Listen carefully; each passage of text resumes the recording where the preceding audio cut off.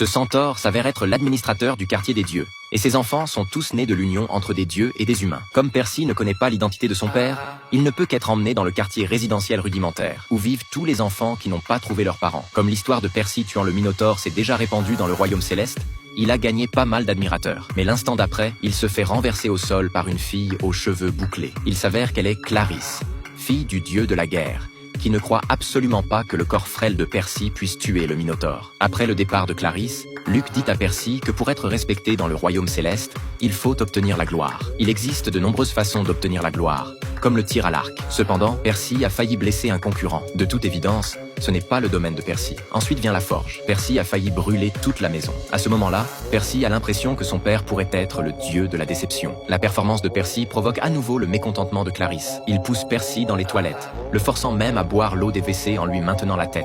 Mais des événements étranges effraient Lord Clarisse et ses compagnons. L'instant d'après, 3 jets d'eau jaillissent des toilettes, et la forte pression d'eau renverse directement les 3 personnes au sol. Cependant, une fille noire a été témoin de tout cela. Elle s'appelle Annabeth, et elle connaissait déjà le stratagème de Clarisse pour ce soir, mais elle n'a pas dénoncé à l'administrateur, uniquement pour tester si Percy avait la capacité de l'aider. Il s'avère que demain aura lieu le concours annuel de la gloire. Les équipes rouges et bleues se placent respectivement de chaque côté de la rivière, et celui qui réussit à s'emparer en premier du drapeau de l'adversaire remporte la victoire. Percy est dans l'équipe bleue tandis que son ennemi juré Clarisse est dans l'équipe rouge. Dès le début de la compétition, Annabeth emmène Percy loin de l'équipe. Percy ne cesse de demander pourquoi, mais Annabeth reste silencieuse, puis met un chapeau et disparaît sur place. C'est alors que son ennemi juré Clarisse trouve Percy. Comme l'adversaire est en surnombre, Percy choisit d'éviter le combat, mais Clarisse n'a toujours pas l'intention de le laisser tranquille. Pendant le combat, Percy réussit incroyablement à couper l'arme exclusive de Clarisse. À ce moment-là, un brouhaha se fait entendre derrière eux. Luc plante violemment le drapeau rouge dans la terre.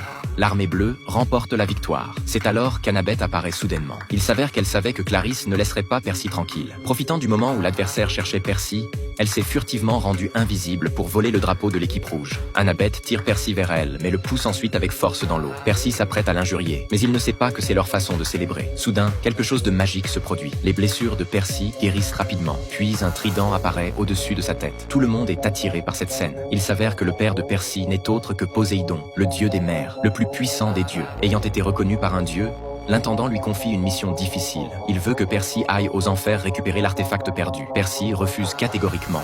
Bien qu'il ait tué le Minotaure, il reste l'enfant avec les pouvoirs magiques les plus faibles. Soudain, Grover fait irruption et annonce une nouvelle choquante. La mère de Percy est encore vivante. Il s'avère que lorsque le Minotaure a tué sa mère, elle s'est transformée en cendre. Mais ce n'est absolument pas la façon dont meurent les humains ordinaires. Elle a été emprisonnée aux enfers. Pour sauver sa mère, Percy accepte résolument cette mission.